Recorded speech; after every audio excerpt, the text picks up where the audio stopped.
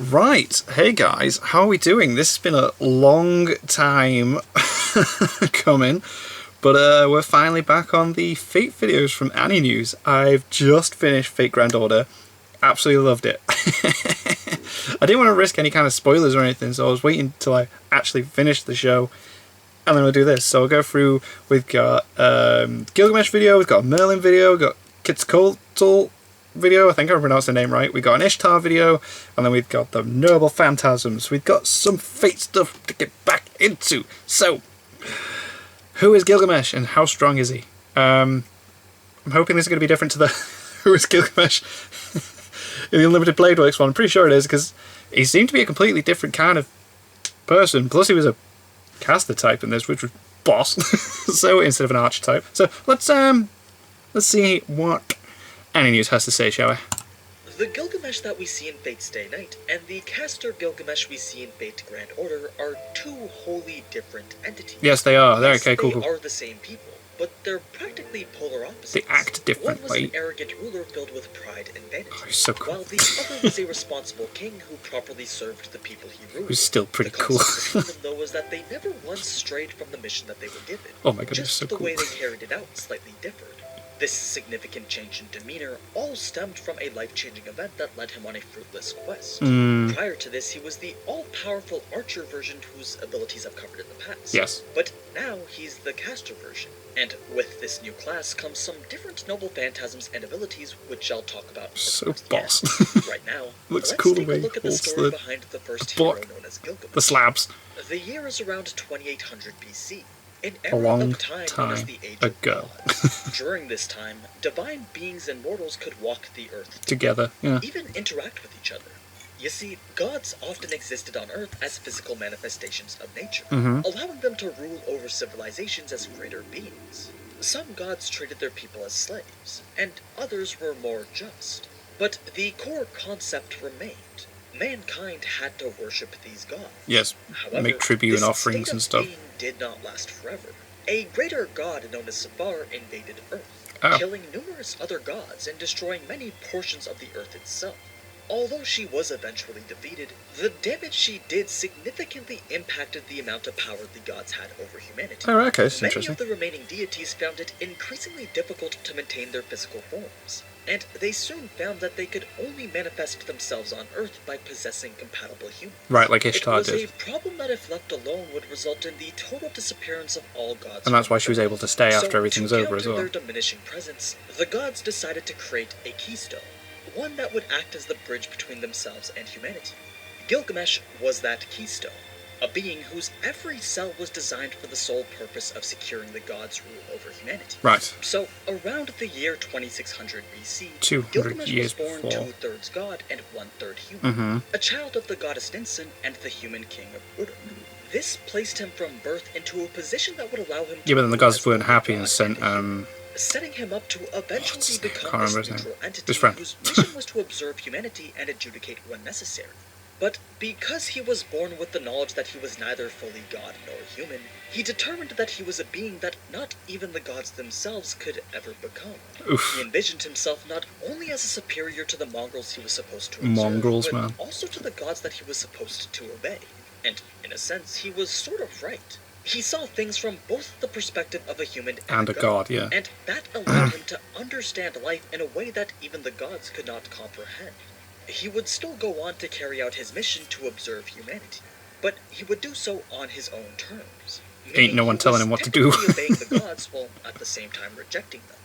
Now, as a being blessed with so much power, it led to a life of isolation. He grew to become this oppressive tyrant of a king, who historically subjected his people sad to forced times. labor and sexual abuse. This was most certainly not what the gods had intended or even expected. When they tried to intervene, Gilgamesh would continuously refuse to submit. Oh, yeah. After all, they didn't really have the power to do anything themselves. So, to make up for this, the king of gods Anu and the goddess of creation Oruru mold a piece of earth into the wild man monster we know as Enkidu, though not in the form that we're familiar with. The initial form of Enkidu was this soulless monster. Damn, treated alright, with the okay. sole purpose of being the chains of heaven that would bind Gilgamesh back to the will of the gods. Though without a soul, Enkidu had no sense of rational thought. meaning he couldn't take action upon Gilgamesh until he gained enough wisdom and reason to You have do to so. learn, right? Only after the gods sent him a divine harlot to sleep with was Enkidu able to Nice. slowly form himself into the likeness of Of a human course. and begin to act like one. His final appearance looked strikingly similar to the divine harlot that the gods had sent, which Alright, is okay. why he bears such a feminine appearance. Feminine look, It's right? after this transformation that Enkidu sets out to complete his mission. At first, he simply observed Gilgamesh, watching Gil for years as he grew from a relatively innocent child to an ever-oppressive dictator. When Enkidu had seen enough, he presented himself outside the temple of Uruk and proclaimed that that's a Gil long had to time, be punished for looking. his insubordination to the gods. Now, Gil doesn't just let anyone speak out against him. Yep. No, Gil came down from his throne and engaged Enkidu in a battle Excuse that me? would last You for say days what? on end. It was a new experience for Gil. For the first time in his life, he had come across someone of equal strength, someone worthy of being in his presence. Now, up until this point, Gil had never used his Gate of Babylon as a means of attack. But after witnessing Enkidu's strength, he had no choice but to respond with equal force. Class. At first, Gil was hesitant. He felt humiliated by the fact that he was forced to use the treasures that he had so carefully collected. Though, after using it a few times, he began to stop caring, even coming to enjoy it. Eventually, Oh, emptying wow, out so his this is how he entire became, vault like, until there wasn't even a single weapon left. By then, the fight was pretty much already over. Enkidu was now reduced to about 10% of the clay that he had started with. Gil could have finished him off right there. But he doesn't. Instead, he saw Enkidu as an equal, and decided to acknowledge him as someone who was worthy enough to stand by his You side. shall be my It was friend. at this point that Enkidu became Gilgamesh's first friend. Cool. His only friend. Oh, One day, Gil would set Bromance. his sights towards the guardian of the cedar forest, the beast of the gods known as Humbaba. His mission was Humbaba. to slay it, but this mission was neither given by the gods nor done for the sake of his people. Gilgamesh simply viewed Humbaba as an evil of the earth that needed to be removed in order to assist Uruk. be gone, That Baba. was his observation and adjudication. Gil may not show any affection or remorse for his own people, but that was the path that he needed to take in order to preserve the natural future of humanity. He needed to hate the gods, while at the same time have humanity dislike him so that he could remove himself as far from He the needed to be in equation as between. possible. That way, he could truly be this neutral entity that simply observes and judges when necessary. This made it clear that even though Gil's methods weren't the most conventional, it was truly the optimal path that only Gilgamesh could envision. Even Enkidu couldn't fully comprehend Gil's methodology, but he knew that Gilgamesh was in fact carrying out his purpose of being. So, after witnessing firsthand Gilgamesh's resolve, Enkidu pledges his loyalty to Gil in hopes that he could help him achieve his goals. After all, as an existence that was closest to Gilgamesh's, he was really the only one who could. Well, yeah. The two would then Makes go sense. on numerous adventures together, resulting in Gil becoming the richest and most powerful king on Earth. Hell Going yeah. on to acquire every single treasure that existed in the world so that he could truly judge the Because collective everything good of humanity. belongs to This Gilgamesh. brought with it so much power that even the gods themselves had no choice but to eventually acknowledge it. One goddess in particular, one who we know as Ishtar. Ishtar, became highly interested in Gilgamesh himself, so much so that she went on to propose that they should become married. Oh? Now, this wasn't just any marriage proposal. As the king of Uruk and keystone of the gods, marrying a goddess was actually one of his duties. Oh, he This is had because to. having a demigod at the pinnacle of humanity serves to consolidate the rule of the gods over the people. So long as a demigod who obeys the will of the real gods remains in power, then humanity will continue to live under their rule. Right, they'll So, be safe. Gilgamesh marrying a goddess ensures that his kin will continue that demigod lineage past a single generation, thus allowing the real gods to continue to rule so long as that demigod exists. Oh. Now, even though Ishtar was a beautiful goddess, Gil wasn't the biggest fan of marrying her. She was known for mistreating her past lovers by being unfaithful and cruel. Oh, damn. Something Gilgamesh wanted That hoe no ain't part of. faithful. So he rejected her proposal and sent her away. The significance of this act was much more than simply disregarding the whims of some lustful goddess. By rejecting the marriage with Ishtar, the connection between heaven and earth would pretty much be severed, Oh. freeing humanity from From the gods, wow. overwhelming rule that has existed over them for the Oh, that's past cool. millennia.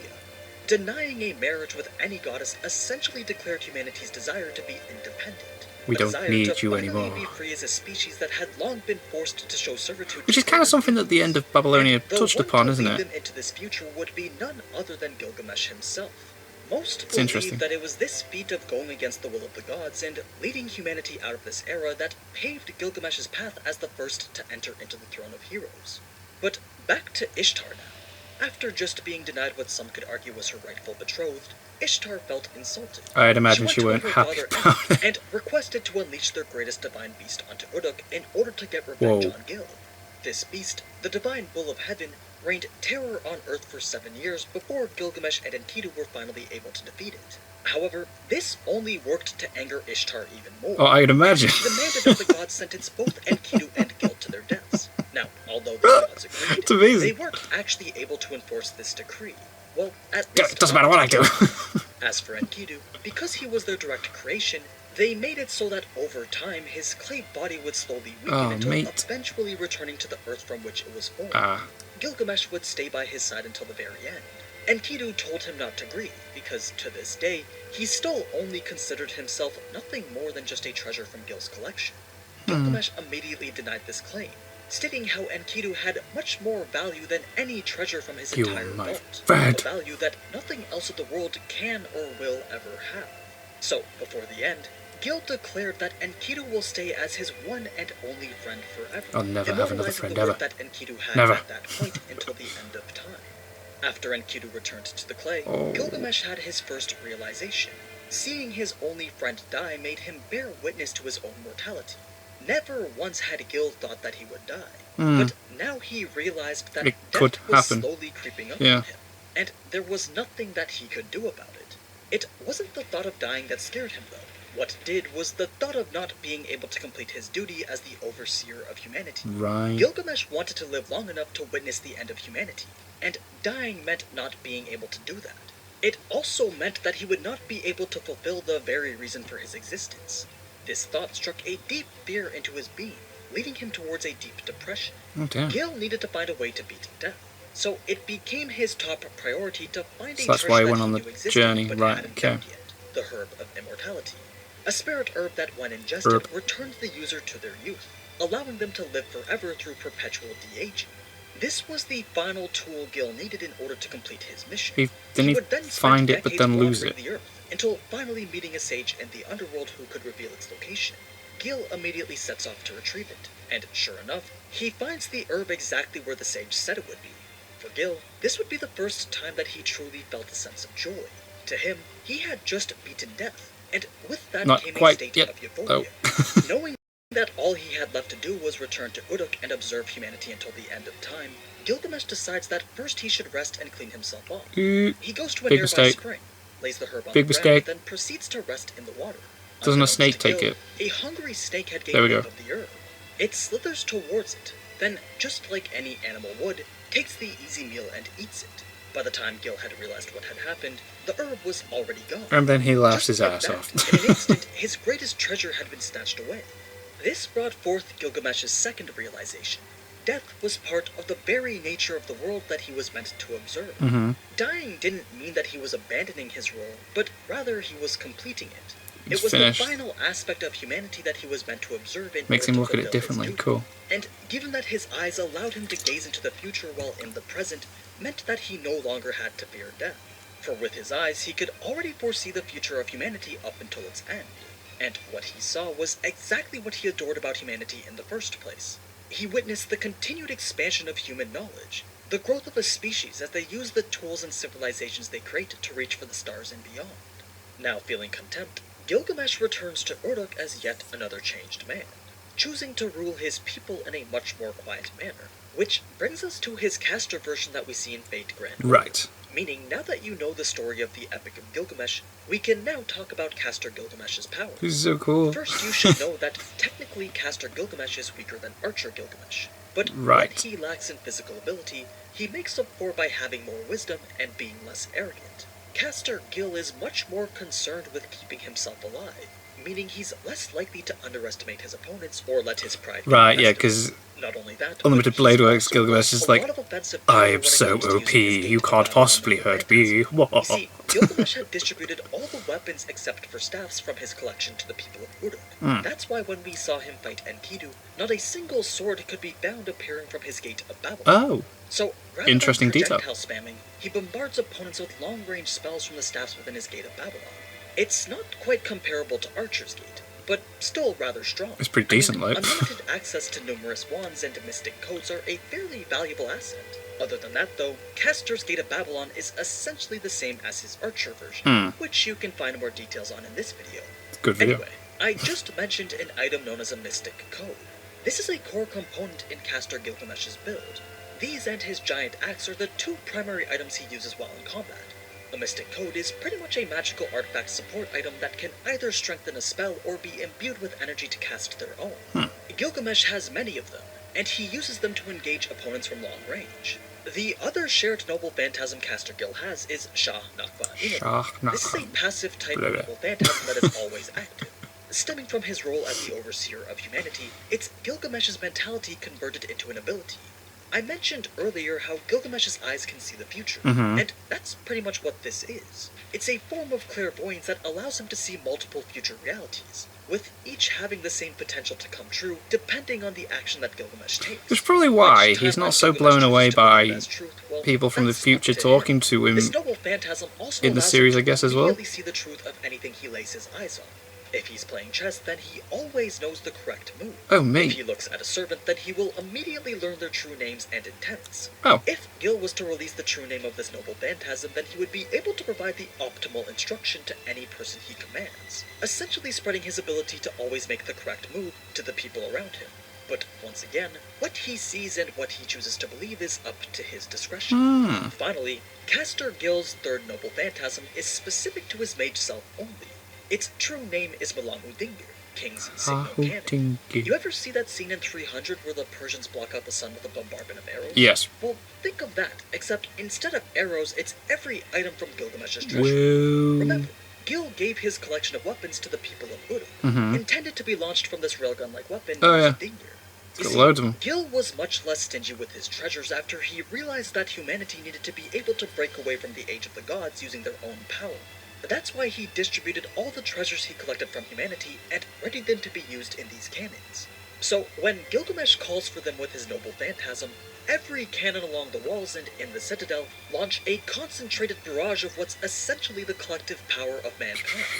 Meaning, this is a one-time use anti-army attack that simultaneously launches every weapon from his entire collection at the enemy. Crazy. It's an insane attack, but should only really be used as a last resort. Right, okay. Other than these, Castor Gil also has a few skills. Skills that reflect abilities gained during his life.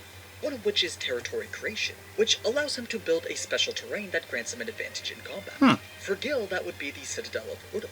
He also has what's called Sovereign of the Magical Wands, which buffs any of his magecraft-type attacks. Then there's the wisdom he gained after going on the quest for immortality. That buffs his charisma and rationality. Fair enough. Was mentioned as his ability to acquire wealth. And then, as I said last video, Gil naturally has copious amounts of mana, which allowed him to summon 8 servants during Babylonia, 5 of which were already gone by the time we entered the anime. And that's pretty much what you need to know about Castor Gilgamesh. Last time I talked about Gil, I believe I missed a lot of the elements of what makes him a hero. But this time I think I was able to properly highlight the extent to which Gilgamesh went to sever the bridge. So there were other humanity servants, and the that makes gods. sense. He successfully elevated humanity to the point where they could reach the future he foresaw. And that's what I believe makes him a hero. Anyway, that's all the Fate lore that I have for today. Don't forget, you can go vote in the community poll to choose the servant that we cover next time. And if you're interested in my isekai apparel, then you can find those in the links below. Now, as always, thank you so much for watching, and if you enjoyed this type of anime content, then you already know what to do. So, until next time, ciao. Sweet. Excuse me. God. Decent. Decent. I like it. I absolutely love Fate Grand Order. So this is cool, like learning little bits and bobs about the characters and the backstories and whatnot. So I'm going to check them out in order that he uploaded them. So we'll check out Merlin next. But until then, thank you guys very much for watching. What did you guys think of that? What did you guys think of this? Click like, subscribe if you haven't already. Leave comments down below. Let me know what I should watch and discuss in future videos. And I'll see you guys next time.